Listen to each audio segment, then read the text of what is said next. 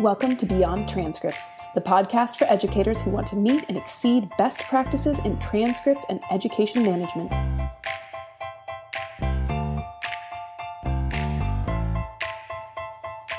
On today's episode of Beyond Transcripts, we are talking all about the top tips to help your students get into college. Matt Bass, founder of Transcript Maker, and I talk about why it is so hard for students to get into college these days. It's so stressful. So we want to give you lots of great tips, like the letter of recommendation, why it's important to have clean social media. We talk about test scores, that essay that everyone worries about, and how each school is just so different that you really need to consider how to set yourself up in the best light possible to reach your goals of getting into college. And even though it's the student who is putting themselves out there, completing the application, and the one applying, there really is responsibility on the school and on the parents to help them set themselves up to get into the college and accomplish their goals. So stick around and check out our top tips for helping your students get into college.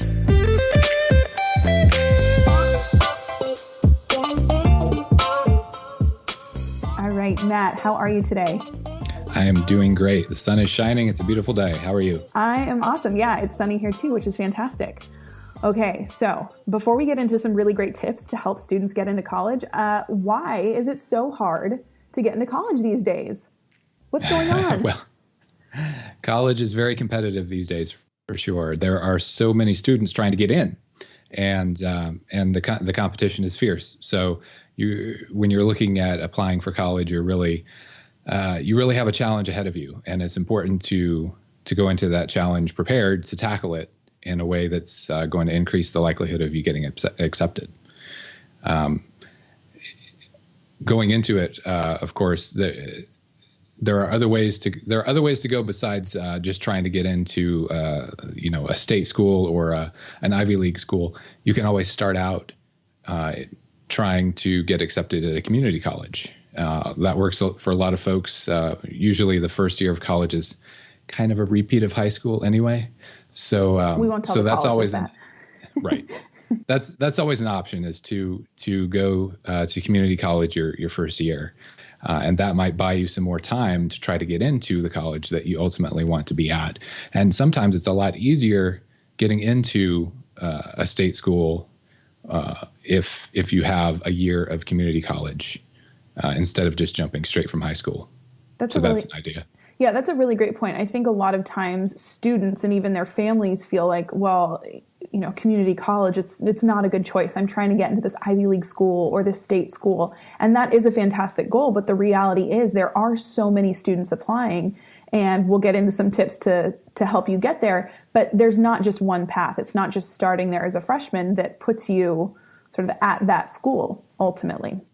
Exactly. So yeah, getting into college is hard, and hopefully we can help pass on some good tips. But let's talk for a moment. What responsibility does the school have in helping their students get into college? Because as I was saying to you before we started, I remember applying to college and it was all on me. It was like, fill out the applications. And my parents supported me, of course, but the school didn't really have a role in that. So what do you feel is the responsibility of the school to assist their students? Well, like you mentioned, if you're coming out of a public school, you may not get a whole lot of assistance. You should. It would be nice if you did, and maybe there are some public schools who are willing to help in some areas. But for folks coming out of a private school, you're a lot more likely to get assistance from the school in the whole application process. There's probably a counselor who can sit down with you and kind of talk about which colleges you want to apply at, and they've probably walked students through those applications at those colleges before, so they kind of know what to expect, and they know red flags to avoid on the application and in the cover letter, and they're able to kind of help you through that process.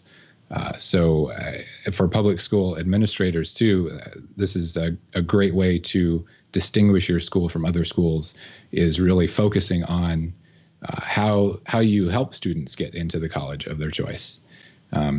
If you have a counselor available who can help with that, I mean, that's a good thing. That can help you attract more students if they know that they're going to be getting that help.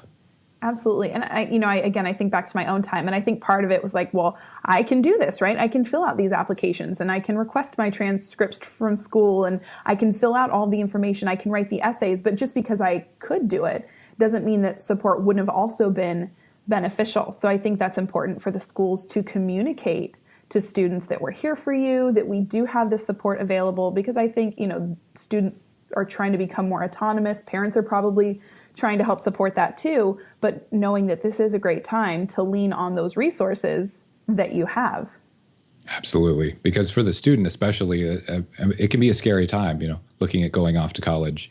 It could be an exciting time, getting off on your own, having your own place. But it can also be a very scary time, not knowing what to expect, not knowing if you're going to be able to get into the school you want to get into, not knowing what kind of hurdles you're going to have to jump over. Yeah. Oh, it makes me a little stressed just talking about this, I have to say, thinking back like, oh, I'm so glad I don't have to go through that anymore. But, having kids who are only almost 6 and almost 3, I think it's stressful for everybody. Like you said, it's exciting, but it's also stressful because you have these goals and you want to achieve them. And chances are students have been working for many years towards a particular goal of going to college or going to a certain college. And a lot hinges on getting through this process well. So I know everyone is trying to do as much as they can to help reach that end goal. So let's shift into talking about some tips. The application is obviously hugely, hugely important. You're trying to really show who you are, sort of sell yourself in a way, and really indicate that you're a person that this school wants. So what are some of your best application tips? And these can be for students, families, the administration. What are some of the things that you would like for our listeners to know? Well, there are quite a few things to mention, starting with solid academic qualifications. You want to have some standardized tests that you've taken, like the SAT or the ACT. You definitely need those scores when you're applying, and you need to list them on your application. But above and beyond that, there are other tests that you can take to show to a college that you're prepared for whatever field you're going into. There are tests, of course, specific to like if you're going for a law degree, that kind of thing. So make sure you have all that in gear. Also, just showing on the application that you have the ability to understand different perspectives. A lot of times in the part of the college application will involve writing a personal essay.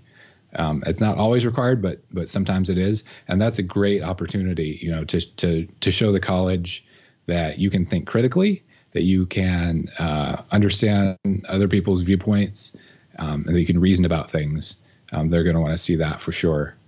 And the personal essay, again, is a great way to demonstrate that you work well with others. You can talk about experiences in your past during high school, for example, where you had to work as part of a team on a group activity of some sort. That can really help the college see that you're a team player.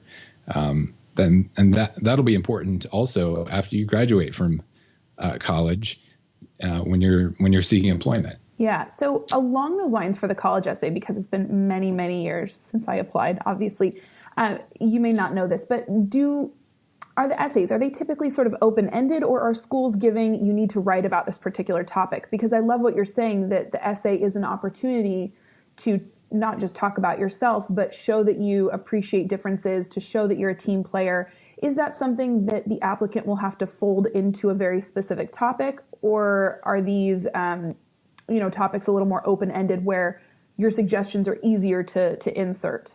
Right. It depends on the school. Generally, it's going to be fairly open-ended. So you can kind of just take the ball and run with it. And as part of the whole application process, of course, is providing a cover letter as well, which we'll go into in a minute. But that's also another good place to emphasize, share some of what your goals are, and some of what you want to get out of the college experience. Yeah. Can we stick on this topic of the personal essay for another minute? Sure. So because it seems to me, so obviously they've got the application, right? Where they're being asked very specific questions about themselves, their academic history. Some of that's going to be on the transcript, but a lot typically hinges on this personal statement. So I can see where a student or a school or a family would feel like, okay, write the essay that you think the admissions staff wants to see versus, write the personal statement or essay that really represents you, which I think is probably the way to go, but I can imagine it feels like a bit of a struggle, like, oh, I should write what they want, right? I should write the person that they will want to accept into their school. So what thoughts do you have on that, of really staying true to yourself and who you are in that personal statement? Yeah. Well, I mean, you certainly don't want to do that, because the school will find out that what you put in your letter is not accurate. So you definitely don't want to misrepresent yourself. At the same time, you don't want to go totally to the opposite direction and just write completely from your heart, because that may not be what the school is looking for either. They want to know specific things about what your goals are, what you hope to get out of the college experience, what you want to do after college, and if it's walking down the beach and writing poetry, that might not fit very well with going to college, and you might should be rethinking whether you even want to be applying for college if that's your life goal. Everybody has different goals, and they can be valid. It just depends on if you're applying for college, then you probably should have some goals that are in line with earning a degree. Yeah, that's a really great point. And I think that's important for students to know, for administrators and for parents, that if the student is having to really, shift and mold who they are and what they're saying in this application to represent something that they think the school is looking for, that perhaps this is not the right fit for that particular student. It doesn't mean that college is not the right choice. Like you said, sometimes that should be evaluated, but perhaps this school isn't really the best fit. And I think that's a lot of time it is about fit. Okay, so thank you for indulging me on that to talk a little bit more about the personal statement, because I think so much does hinge on that. So back to more application tips. Sure. Well, something else to keep in mind is social media is everywhere now. And you probably have a long and varied history on social media if you're like the typical millennial these days. So as a student, you want to make sure that your social media history is as clean as possible. Sometimes it's not always possible to clean up everything perfectly, but you probably should make an attempt if there is any questionable content out there on Facebook or Twitter. Yeah, just Google yourself. Google and encourage your students to, type themselves into Google and see what pops up. Because I think a lot of times, we think our social media profiles are locked down and they're private, but they're not always. People can see oftentimes a lot more than you think they can. So yeah, it's about cleaning up your profiles. It's about making sure that privacy settings are set, but just don't put those things out there to begin with. And I think that's important for those administrators and parents to be able to let their students know from the beginning, hey, if you have these goals of, whether it's going to college or being hired, it really is important to be aware of what you put out there on social media, because it lives forever. Yes, it does. It's important to be very careful. Yeah, because they will be looking at that stuff. And so will your employers after you graduate. It's such a different world than I think what a lot of us, grew up with. It's a real sort of point that people need to be thinking about. Yep. Something else to be thinking about with applications is getting letters of recommendation. You should probably start thinking well in advance of the application process of people that who can write some thoughtful letters of recommendation for you. People who you have either worked with at a job, people who have taught you in high school, just friends. All of those people could be potential candidates to write a letter of recommendation. A lot of high schools will have a guidance counselor who can do that kind of thing too. So just make sure you figure that out ahead of time, because that's going to only help boost your application. Right. And I would imagine that from the guidance counselor or even an administrator's perspective, that they might have to help students sometimes figure out who those people can be and even how to approach them to ask for a letter of recommendation. Absolutely. Yep. And the last tip regarding the application would just be to prepare far in advance. Different colleges have different deadlines. Some have deadlines that are very early. So right. The earlier you can get started, the better, because you don't want to miss those deadlines and have to put everything off for a year. Yeah, that would not be fun. And especially if you're involved in things like sports, and you're already talking to colleges perhaps earlier than other students, you may have different deadlines that you need to adhere to, whether it's hitting that early admissions to make sure that everything is in line for the sports part of your application. So there's a lot to consider. And I think we touched on this a little bit, but I know you talked before about it's important in this application to show the unique accomplishments that you have as a student, right? To really kind of show that you're well-rounded and highlight yourself as an individual. Absolutely. And to show that you've had a varied experience too. Like for me growing up, I was really into computers. So computers were, a lot of the activities I did were computer related, but it was important when it came time for me to apply to college to be able to show that computers, that wasn't the only area that I was interested in, and that I had other areas where I had made accomplishments. Right. So do you think that's important? So let's say, using you as an example, if you wanted to go to a school that was very well known for computer science and you were planning to study a degree or area of study in computers, would it still be important to show that you are well-rounded? Or would a school like that yes, this student is coming to our school for this specialty, they have this experience? What do you think in that respect? Well, maybe you could emphasize it a little more, the computer background, but you'd still want to show that wasn't all you were doing, because even the schools that have specialties want students who are interesting. And that reflects well on the college.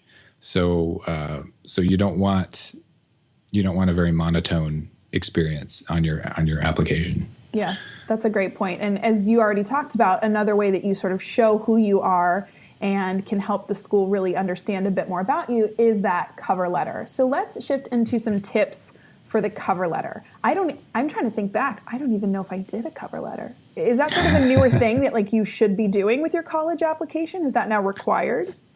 Yeah, I actually don't recall if I included a cover letter with my application or not. I think I was exhausted. I was like, I'm just sending it. You've made me, because this is when you had to, handwrite things, right? Exactly. There was no online application. I was writing, these 10 different, applications, and I did type my essay. I'm not, this wasn't that long ago. I printed it out, but still, I think now a lot of things are easier. And so, yeah, it makes sense that a cover letter would be another piece that you include, but it's also an opportunity. I think at the time I would have seen it as, another thing to do, but no, this is another opportunity to show off who you are and why you're a good fit for this school.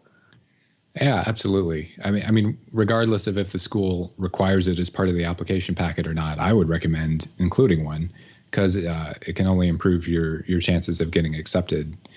I'd recommend customizing. If you're applying at multiple colleges, customize the cover letter for each college.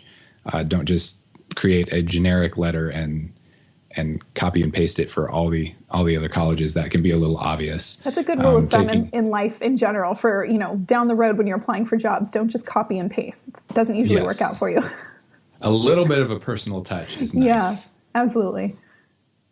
And certainly remember to showcase specific interests, reasons why you want to go to the college you're applying to, and what you want to study. And I know this is tricky because a lot of students don't necessarily know when they're applying to college what they ultimately want to end up doing. A lot of students will change their major halfway through college. I mean, it's pretty common. So you might not know for sure what you want to do when you're applying, but you should at least pick something and highlight it in the cover letter because it's probably not going to look quite as good to the college if you say, hey, I have no clue what I want to do. I just want to go to your college. Please let me in. Right. That's not nearly as attractive as someone who knows what they want to do. And of course, it goes without saying, but I'll say it anyway. Make sure grammar, spelling, punctuation are all correct.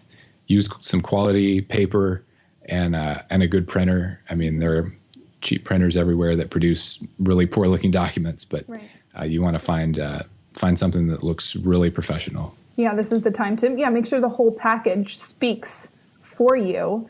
And, you don't want other people writing your work for you, right? You shouldn't outsource this task, but you can get someone to edit and give you feedback and really make sure that the parts where you do get to provide more information, like your cover letter or your personal essay, that they are polished. Probably not too polished to the point where it doesn't sound like you anymore. Like you said, that, it's misrepresenting you, but you do want to make sure that you or your students, for the administrators or maybe parents who are listening, that you're helping your student represent the best version of themselves in each of these pieces.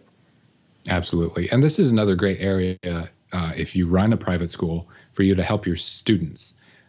Do a review of their application and look at their cover letter and provide them with feedback. Absolutely. Now, we haven't touched on this in any of our tips, but for the administrators or even the homeschooling parents that are listening, how important is the transcript in all of this? And I don't necessarily mean the information that's on the transcript, because obviously that's important and that's a huge chunk of what's being shown, but more so just how that information is presented to the school. Right. Well, the information, of course, is key. They want to know the courses and the GPA. But a good-looking transcript, one that's professional, is only going to improve your chances. Because, again, as a school administrator or homeschool parent, it reflects positively on your school. As a student, it just puts forth that professional image that you want to give to the college. So make sure your application is solid, make sure your cover letter is solid, and certainly make sure your transcript is solid too. Because if two out of those three things are solid and the transcript just looks terrible, it's not a good look. So you want to make sure all three are in gear. Absolutely. You really want to be sort of that triple threat in a different setting and a complete package when you apply to the schools that you're wanting to apply to, or when you're helping support the students apply to those schools. So that's great. We've covered a lot of fantastic tips to help students get into college. So thank you so much, Matt. You're welcome. Thanks for your time.